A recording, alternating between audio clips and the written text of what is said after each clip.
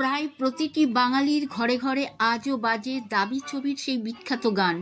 সন্ধ্যা মুখোপাধ্যায়ের কণ্ঠে শঙ্খ বাজিয়ে মাকে ঘরে এনেছি। এই গানটির রচয়িতা যিনি, আজ আমার তাঁকে নিয়েই এই উপস্থাপনা। গায়ক গায়িকাদের যেভাবে আমরা মনে রাখি, গানটি যিনি লিখছেন তার কথা আমরা প্রায় মনে রাখি না বললেই চলে। আজ এক স্বনামধন্য গীতিকারের কথা আপনাদের সামনে হাজির করছি, যিনি বহু বিখ্যাত গান লিখেছেন যা আজও জনপ্রিয়তার শিখরে। হ্যাঁ বন্ধুরা, সেই মানুষটির কথা বলছি যার নাম মিন্টু ঘোষ। তার লেখা বহু গান গেয়েছেন সেই সব স্বনামধন্য শিল্পীরা। চৌরঙ্গী ছবির গান কাছে রবে কাছে রবে, জানি কোনোদিন হবে না সুদূর, এবং বড় একা লাগে এই আঁধারে। প্রথমটি হেমন্ত মুখোপাধ্যায় এবং দ্বিতীয়টি মান্না দের কণ্ঠে। দুই প্রবাদ প্রতিম শিল্পীর কণ্ঠে এই দুটি গান কতখানি আজও জনপ্রিয় তা বলার অপেক্ষা রাখে না। সালটা ছিল 1968।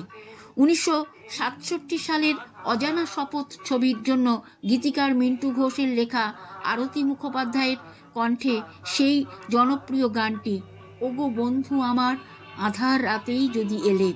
গানটিতে সুর দিয়েছিলেন হেমন্ত মুখোপাধ্যায়। 1965 সালের হেমন্ত মুখোপাধ্যায়ের গাওয়া জনপ্রিয় একটি আধুনিক গান মিন্টু ঘোষের লেখা জীবনের অনেকটা পথ একলাই চলে এসেছি।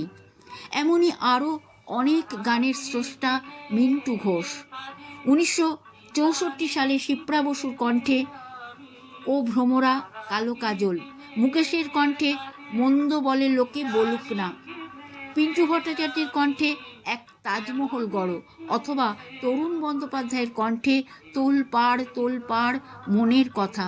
এসব গান বাংলার সঙ্গীত পিপাসু মানুষের মনে গেঁথে আছে আজও, এবং আজও সমানভাবে জনপ্রিয়তার শিখরে। এরকম আরও অনেক হিট গান তিনি বাঙালি সঙ্গীত প্রিয় শ্রোতাদের উপহার দিয়েছেন। 2024 সালে 90 বছর বয়সে প্রয়াত হন এই প্রখ্যাত গীতিকার মিন্টু ঘোষ।